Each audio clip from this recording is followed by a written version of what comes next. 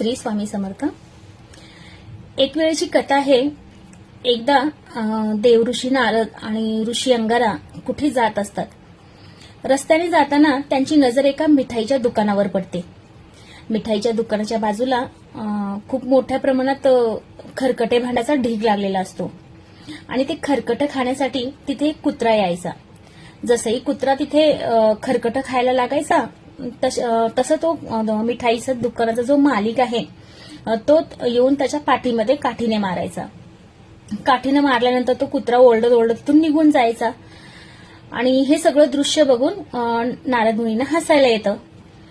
तर त्यांच्यासोबत जे ऋषी अंगारा असतात ते नारद मुनींना त्यांच्या हसण्याचं कारण विचारतात।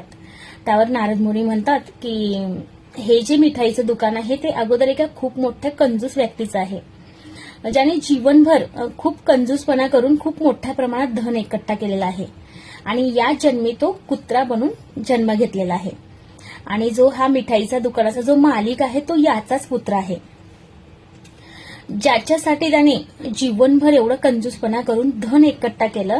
आज त्याच्याच हाताने त्याला मार खावं लागतंय आणि हे उष्ट खरकटं देखील त्याच्या आज नशिबी नाहीये आणि हेच कर्मफळाचं जो खेळ आहे ते बघून मला हसायला येते असं नारद मुनी सांगतात। तर सांगण्याचं तात्पर्य हेच आहे की माणसाने जे आपल्या जीवनामध्ये जे आपण शुभ अशुभ जे आपण कर्म करत असतो त्याचं फळ आपल्याला नक्की भेटत असतं। त्यामुळेच माणसाला या जन्मोजन्मीची यात्रा करावी लागते। माणसाला 84 योनीमधून आपल्याला जावं लागतं। त्यामुळे माणसाने कर्म करते वेळेस सजग होऊन करा। श्री स्वामी समर्थ।